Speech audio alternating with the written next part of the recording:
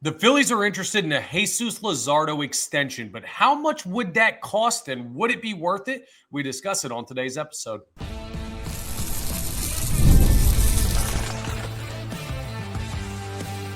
You are Locked On Phillies, your daily Philadelphia Phillies podcast. Part of the Locked On Podcast Network, your team every day.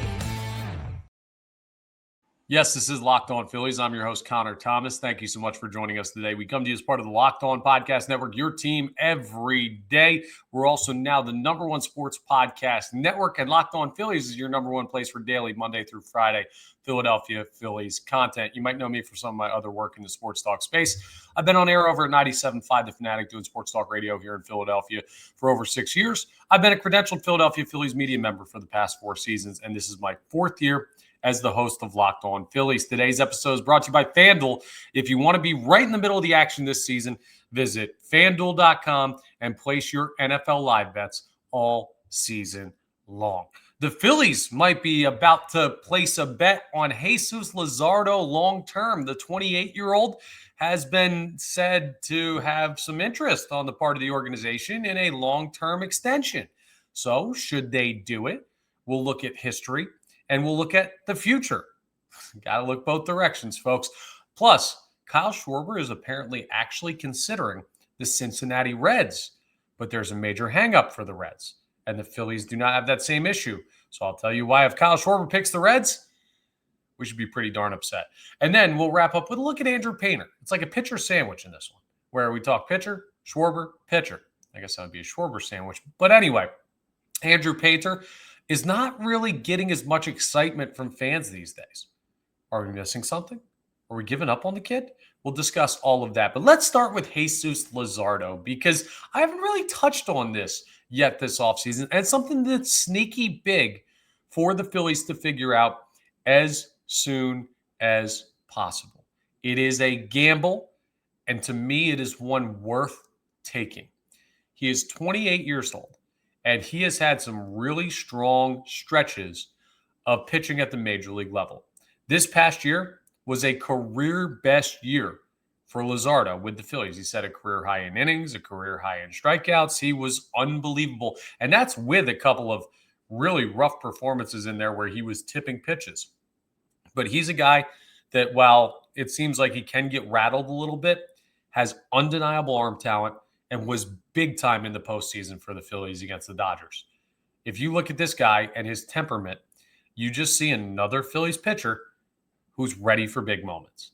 So credit to Jesus Luzardo on a great year. Now, the problem is this upcoming season, the 2026 MLB season, is the final year of Phillies team control over Jesus Luzardo.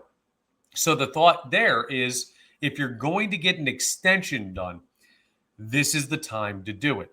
You don't want him to go into his final year, because that's when players decide, hey, I'm just going to bet on myself and test free agency. Meanwhile, you can lock down Jesus Luzardo, you being the Phillies, ahead of that ever happening. Let's look at history first with Luzardo.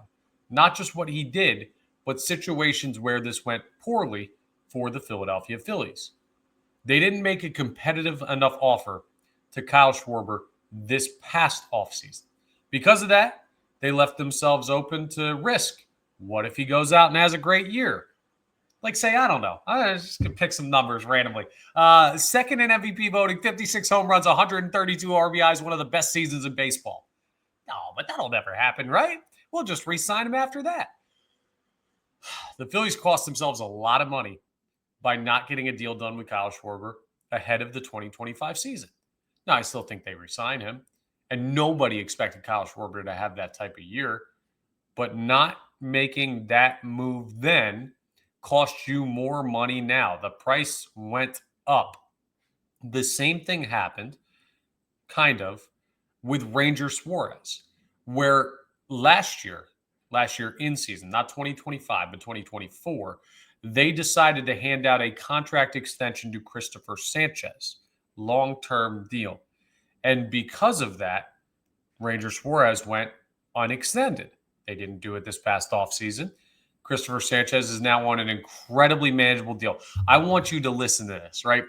Jesus Luzardo's projected contract, if you were just like looking at it, you could see him probably getting, I don't know, $27 million per year is the projection according to Spotrac. You know what Christopher Sanchez is making right now? He's making $22.5 million over 4 years. Split that 4 ways. He's on an insanely lucrative, well, I guess not lucrative. It is lucrative because $22.5 million. I'd take it. I don't know about you, but if someone gave that to me, I'd be pretty darn happy. But no, it's just such a beneficial deal for the Phillies. So when you hit the nail on the head, you can save a boatload of money. Now, you can't really do that with Luzardo because at 28, he's going to command money on the open market. He's only under team control for 1 more year. So you are going to have to pay up a little bit. But history would tell you that, at least with this organization's hierarchy as it is, Dave Dombrowski as the president of baseball operations, John Middleton as the owner, Rob Thompson as the manager, jumping the gun on extensions has been beneficial to the Phillies. So you should really look at Jesus Luzardo. This is where we get to the present, or we'll just call this the present year. His numbers this year were awesome, incredible, better than anyone expected when he was acquired via trade from Miami. Went 15-7 with a 3.92 ERA, a career best 183 and 2/3 innings pitched, career high 216 strikeouts. As we talked about that, here's the one tricky thing with Luzardo. He tied his career high mark of 32 starts. That hasn't been typical for him in his career. Injuries have been a concern. And he got through this year healthy, which is awesome to see. But knock on wood, as I feel like I'm doing a lot these days on the podcast and not wanting to jinx anything health-wise for some of these guys. While the Phillies have been remarkably healthy, you do have to consider, just like you did with Ranger Suárez, how durable is Jesus Luzardo if you give him a long-term deal. Let's say you give the guy a 3 or 4 year contract extension. We get excited about if he's this guy, but if he starts to age into his early 30s and has more injury issues, well, then you could be up a creek without a paddle, we'll just say, without finishing the entirety of that expression. So it's a risk you got to take. In my opinion, I'm doing it. Like, Luzardo is supposed to be a big part of this rotation going forward. And while you are going to have to pay based on a career high in innings and a career high in strikeouts, I think it's worth it because of what we've already talked about this offseason with the pitching staff. So here's why I'm absolutely doing a Jesus Luzardo extension this offseason. Because Zack Wheeler's done in 2 years, whether there's a lockout or not. Aaron Nola might be done now because I don't know where he's at physically, and that contract doesn't look great. Ranger Suárez is not coming back to the Philadelphia Phillies. I don't know how many times I have to say it, but I will continue to until we get that notification that another team signs him. He's not coming back. So in the next 2 years, look at this previous year's rotation. You're going to be out Ranger, you're going to be out Wheeler, and you very well could be out any version of Aaron Nola that's usable. That's projection. The other two are certain. Well, seem to be certainties. We'll see what happens with Ranger, but I'm telling you, he's not coming back. But that's 3 of the 5 or 6 guys you used in your rotation this past year. The only guys that you can expect to have 2 years down the line, as of right now, are Christopher Sanchez and Andrew Painter. And we're going to talk about Andrew Painter later because it seems like the Phillies fan base has lost a significant amount of faith in their top pitching prospect. But that's a story for later on in the podcast. If you don't re-sign Luzardo, in 2 years, you're going to be done with Walker, Luzardo, Ranger, Wheeler, and Nola's going to be even further along into the back end of his career with a lot of tread on the tires. You almost have to re-sign Luzardo because outside of Andrew Painter, take a look at the Phillies minor league system. Sure, you got Griff McGarry buried down there somewhere. They're not even protecting him from the Rule 5 draft. So, I don't know. That tells you they don't believe other major league teams would put him on their 40-man roster. Or it means that the Phillies aren't worried about keeping him. If he goes, he goes. That doesn't exactly inspire confidence. There aren't really do you think Gage Wood is going to come up and be an ace at the major league level? Maybe. If you're not familiar with Gage Wood, he's the guy that threw the no-hitter in the College World Series a couple years ago for Arkansas. He's expected to make a quicker transition through the minor league system because he was a a multi-year college player. So we'll keep an eye on him, but I haven't heard anything about his ability potentially at the major league level. So I'm not counting him as part of the MLB rotation yet. Like, that's a hell of a projection. You kind of have to make sure Luzardo's here long term. And I don't think it would be too costly of a deal. Again, like 4 years, $27.5 million. You're looking at about $100 million over 4 years. That's not bad if you get what you got out of Luzardo this year, especially with where the market's going. You saw the Dylan Cease contract where he got $1 billion to go play for the Toronto Blue Jays. I'm exaggerating, but still, I don't think that would be a bad deal. And the more deals that get done like Dylan Cease, the more expensive the extension for Luzardo gets. So Phillies, get your man, lock him down, make him a top half of the rotation arm for the next 3 or 4 years, and take care of that problem before it bites you in the ass, like it did with Ranger, like it did with Schwarber, like it could have with Sanchez, though you avoided it. Just go ahead and take care. JT is another one. Go ahead and take care of business before you get behind the 8 ball again. You can't let Jesus Luzardo get out of this building. That would cause major problems for rebuilding this rotation. I also think you can't let Kyle Schwarber get out of this building. But maybe he wants out. Maybe he wants a change of scenery. Or maybe he wants a homecoming. We talk about his interest in joining the Cincinnati Reds from a recent report by Ken Rosenthal as we continue today's episode.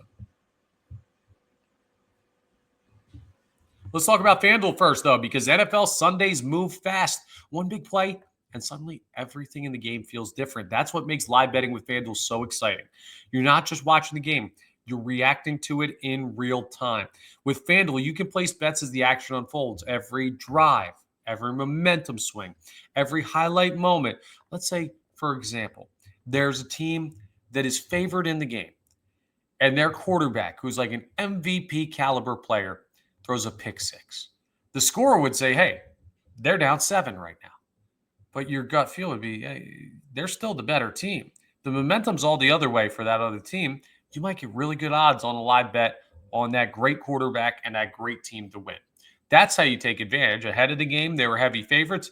Now you can make some money taking a look at how the game shifts over the course of it. And there's a lot of great bets you can make, from props to money line to spread, over-unders, even during the course of a game with FanDuel.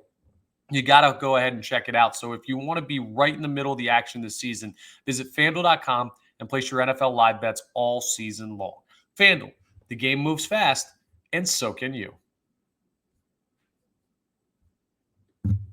Let's talk about the latest with our guy, Kyle Schwarber. So Ken Rosenthal, who's a great MLB insider, and we only really, if you're hearing me mention the name of a report, or of a reporter, I should say, that put something out, just understand they're legitimate sources. We're not doing Reds fan 111 says Kyle Schwarber was seen in a Skyline Chili's in Cincinnati. So the next thing you know, he's going to be a Red. Like, we're not doing that here on this show. This is coming from reports that are being put out by MLB insiders with legitimate sources. So Ken Rosenthal brought up how, in a recent article with The Athletic, there seems to be not just interest from Cincinnati to sign Schwarber. We've heard about this for months. Even when the Phillies went to Cincinnati this year, they had Kyle Schwarber catch the first pitch being thrown out by his dad. Or did he throw it? I forget who threw it. Bottom line is, you don't do that. You don't get to throw out the first pitch at another team's stadium when you're playing against them. That is essentially the Cincinnati Reds watching you walk into a bar with your girlfriend and buying her a drink. Saying, hey, come on over here. Talk to me for a second. That's not good. That's unacceptable. They're basically hitting on your girl right in front of you. And Kyle Schwarber, though, they've got history. Him and this other suitor. He's from Middletown, Ohio. So this would be a homecoming for him to go back to Cincinnati. And now, not only does Cincinnati have interest, it sounds like Kyle Schwarber is open to that happening. And at base level, you can't blame him, right? Hey, he can go wherever he'd like to. He is a free agent. That's on the Phillies for not locking him down sooner. If he wants to win, well, the Reds did make the postseason this past year. They have a young core. It's not like he's going to Sacramento or Colorado, where you're going to, and I guess Sacramento had moments this year with the A's, but let's just say Colorado for the sake of kicking the Rockies while they're down. It's not like you're going to Colorado and masquerading as a contender. Like, you squint your eyes a little bit, and the Reds could be a legitimate playoff player. So I understand that at the base level of wanting to go home and play for your hometown team. And he's played a bunch of places, Chicago, Washington, Boston, now Philly. He's knocked back a lot of big cities, a lot of tough fan bases, and had a lot of success. So if he wants to go and spend the big contract years trying to make the team closest to his hometown a legitimate playoff contender, I think that's an admirable thing just from an individual standpoint. Here's the issue. The Reds do not play in the same league as the Phillies when it comes to payroll. Much like how Dave Dombrowski said that he and John Middleton have basically come to the point where we're saying, okay, our payroll this year is going to be pretty much what the payroll was last year. That is right around $300 million for this year's payroll. The Reds are saying the same thing, but they don't have no $300 million payroll out there in Cincinnati. They are keeping the payroll the same at a much lesser total rate. They are not going to be able to afford to offer Kyle Schwarber what the Phillies are going to offer him. There is just not a snowball's chance in Tampa, Florida, that Kyle Schwarber is going to get a more expensive, more lucrative, a higher dollar amount offer from the Cincinnati Reds. And yet the interest is still there. So let's look at this. What would Schwarber have to do if he were to sign with the Reds? He would have to look at an offer from the Phillies that would pay him more to potentially significantly more money and say, no, thank you. I'm going to Cincinnati. You would pick the lesser team in the lesser market for the smaller dollar amount to go back to Cincinnati. Now, I love my hometown of Hainesport, New Jersey. I do. And I am a Philadelphia sports fan through and through. But let's say I played for, I don't know, let's pick a random team, the Kansas City Royals. And the difference between me playing in Philadelphia and me playing in Kansas City was something along the lines of $15 to $20 million. Guess what, y'all? I'll see you on holidays. I'm a Kansas City Royal. Like, that's how much does your hometown mean to you that you could take that big of a discount? That would be something. And I love Kyle Schwarber, and I understand. And I just spent like 5 minutes telling you why I get why he would make that decision just from like a base level human standpoint. But if he sees a much better offer from the Phillies and he turns it down for less money to go to Cincinnati, one, I am ticked off at Kyle Schwarber for basically saying, nah, I don't want to be here anymore. That wouldn't be a he got a better offer. That wouldn't be a he's going home. That would be a he's just turning his back on the Philadelphia Phillies, which he has a right to, but that would annoy me. Two, I'd be ticked off at the Philadelphia Phillies for not getting this done sooner, knowing what could potentially happen if you let him to get free agency. Like, weird stuff happens all the time in free agency. You let him get to that point, it's on you more than it is on him because you didn't find a way to get this deal done ahead of the 2025 season. Like, those are the two things I'd be mad at. And then it would just also be an indicator of maybe this organization isn't where we thought it was, right? And that would be a major red flag that I'm not ready to confront. If Kyle Schwarber looks at this Phillies team and looks at that Reds team and says they're close enough to contention there in Cincinnati that I can go and feel comfortable, what does that say about the Phillies? All due respect to the Reds, but you're not supposed to be in competition with them. We're supposed to be in competition with the Dodgers, with the Yankees, with the Mets, with these top spenders, high-level talent teams in baseball.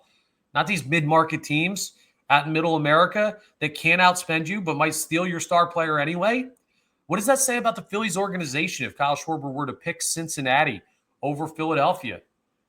That, to me, would be the number one indicator of this team is no longer in true championship contention. Because how do you walk out the door to take less money just because of your hometown? Like, he can't go back whenever he wants? Like, Kyle Schwarber's got enough money for a plane ticket. He can fly Spirit anytime he wants to go back home and visit everybody. Heck, Ohio's not that far away. I've made that drive from Philadelphia to Columbus. So, I mean, but still, if he picks Cincinnati over Philadelphia, that would be an organizational failure. It would be a complete change of perspective. And honestly, I'd be upset at Kyle Schwarber as well, too. So let's cross our fingers and hope that one doesn't happen. Again, things are really starting to heat up because, as Jeff Passan previously reported, he's expecting Schwarber to get a deal done with the team before the end of the winter meetings. That's December 10th. It's December 3rd as I'm recording this. We are a week left in Schwarber watch, or until Passan is wrong watch. But again, another guy that seems to know what he's talking about more often than not when it comes to baseball. He's got a lot of great sources. So we're watching that closely. We're getting new information every day. It certainly feels like every single episode we do is going to have some type of Kyle Schwarber update in it. And I don't think that's changing until he signs a deal with somebody. God, I hope it's the Philadelphia Phillies. But I'm excited for that, right? I believe in the potential and the ability of what a Kyle Schwarber new contract could mean for this organization. Are we still excited about Andrew Painter? Some recent results from The Athletic. They did their fan offseason poll. There was something that really stood out to me about Phillies prospects and how we're viewing Andrew Painter. I'll tell you what it is and why it's a major shift from where we've been in the past as we continue today's episode.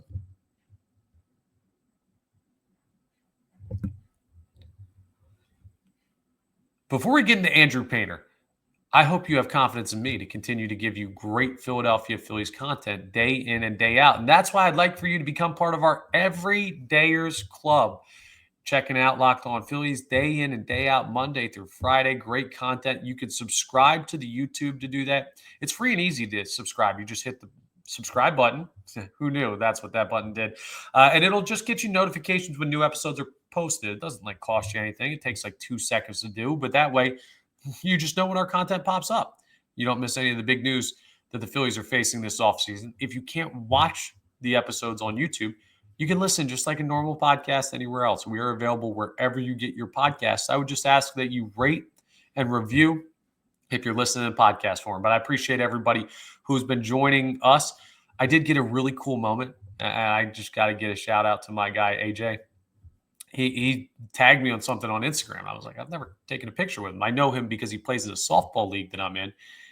And we here on Locked On Phillies were his number one listened to podcast on Spotify Wrapped. So if we're up there on your Spotify Wrapped for podcasts, I would love for you to tag me in that on Twitter or on Instagram. They're both at Connor Thomas 975. I'll retweet it if it's on Twitter for the Locked On Phillies account. But let me know if I'm showing up in your Spotify Wrapped. I would love to see that. That makes me feel just really validated and proud of what I'm trying to do to help you guys get your good Philadelphia Phillies content. So I appreciate all that very much. Okay, enough about me. I just thought that was a really cool moment today. I wanted to say thank you for everyone who listens, because it's humbling when stuff like that happens. Andrew Painter was humbled this year by his minor league season. He looked rough at points in AAA. Remember Dave Dombrowski bringing up that timeline of July-ish for Andrew Painter to make his major league debut? And everybody, myself included, were like, I can't wait to see Andrew Painter come up. You got Andrew Painter waiting in the wings. Where's Andrew Painter at? Is Andrew Painter never coming up? It went from excitement to questioning to giving up on the chance to see him in 2025. Now, I will tell you right now, barring injury, which will be our second wood knock of the episode, he will 100% be in the rotation for the 2026 MLB season. I don't know how long for. We saw Mick Abel come up and go down and come up and go down. But Andrew Painter is going to make a start at the major league level for your Philadelphia Phillies in 2026. You heard it here first. It's not a big limb to go out on. But that's not what we're talking about here. What we're talking about is the result of a recent poll by The Athletic. So, Charlotte Varners, who put together a poll with the Athletic. Basically, I asked responses from Phillies fans as to how you're feeling about a bunch of different hot button topics for the offseason. There's the Schwarber stuff and Luzardo extension and JT, all the usual suspects. But then there was a question, which Phillies prospect are you most excited about? Last year, 91.8% of responders said Andrew Painter. That is about as landslide gets. This year, 37% said Aiden Miller as the lead option. 29% said Justin Crawford, and 29% said Andrew Painter. So Andrew Painter, if you want to round down for him in the tie with Justin Crawford, you could say would be the third most anticipated prospect in his own organization after getting 91.8% of the vote last year. So what happened? Well, he had a down season at AAA. He was promised to us in like mid-July, or at least that was the projection that Dave Dombrowski was looking at. And then, well, he just never really progressed. And Mick Abel got his opportunity and did well enough. And by the time you really got to the point where you would need Andrew Painter, he had already shown that he wasn't having a great year. There are a couple of reasons, one of them not Painter's fault, why I think it's valid that people have lost interest in Andrew Painter the way that they had it last year. So first and foremost, when you're promised something and it doesn't show up, then someone think about this. Let's say you order a package from some online site. You purchase a good, and they're telling you it's going to be delivered on this date, and then it doesn't show up, and doesn't show up, and doesn't show up, and doesn't show up. And then you reach out next month to the company and be like, "Where's my thing at?" And they say, "Oh, okay, cool, yeah, we're going to send it to you. Our bad. Just got a little delayed. It'll be here on this date this month." You're less excited for that delivery with the delay because, well, they burned you once. And that's how I think a lot of fans are feeling with Andrew Painter right now. That's not his fault. He didn't promise us he was going to pitch at the major league level this past year. That was Dave Dombrowski who set that timeline. It did not work out. But what is his fault is the fact that he did not throw well enough at AAA to deserve that promotion this past year. But he is still recovering from that Tommy John surgery. So I will continue to beat the drum of Andrew Painter's ability. The makeup, all I've ever heard about the kid from people who all they do is talk prospects, right? This is not just me reading articles online.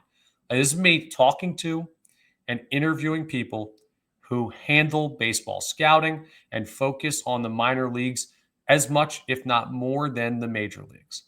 And everything I've heard from all of these people is that Andrew Painter has great makeup, he has great ability, he has great arm talent, and he is going to be a plus major league rotation arm.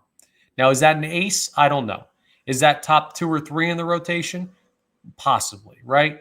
Like, I don't know what that slots out to. All I know is that nobody's told me this dude's a bust. Nobody's told me, yeah, he's got the ability, but I don't know if mentally he has it. So I will continue to lean on the fact that he's still working his way back from that Tommy John surgery, which that's a debilitating injury. And remember, the Phillies waited a couple of months to get that Tommy John surgery 2 years ago because they decided, or was that 3 now? They wanted to see if it would heal on its own, which it never did, which I think was a major oversight by the organization and Andrew Painter's people. But whatever the case may be, I look at this past year as much more of he's still trying to feel out his return from injury than it was this guy forgot how to throw. But there is a positive spin to this for Phillies fans when we look past just Andrew Painter. You've also seen Justin Crawford put together an absolutely incredible year in AAA. And you've seen Aiden Miller become one of the coveted pieces of the Philadelphia Phillies farm system when it comes to potential trade talks. Think about the Ketel Marte deal, where people want to see in Arizona Aiden Miller be part of that deal. When I say people, I'm talking about members of their front office. So maybe it's that the other prospects have just closed the gap. Maybe it's that people have lost faith in Painter after the presumed timeline didn't come true. But I'm going to continue to tell you so that one day I can say at his Hall of Fame speech, no, I'm kidding. But I'm going to continue to tell you, even though I can't project it out that far, that this dude's going to be good at the major league level. Everything I've heard says that to me. So we'll watch, but we're going to see it this year. That I can assure you. That's all for today's episode of Locked On Phillies. Thank you so much for joining us. Once again, we are part of the Locked On Podcast Network, your team every day. Please make sure you're rating, reviewing, subscribing to the YouTube. We are also now the #1 sports podcast network. Oh, and by the way, when the winter meetings end and we get to the 15th of December, we will be going to 3 episodes a week. So we will be cutting down into our full off-season programming. But through the winter meetings, we're still doing 5 days a week. So we will have daily Phillies content for you. And I'll talk to you tomorrow on our next episode.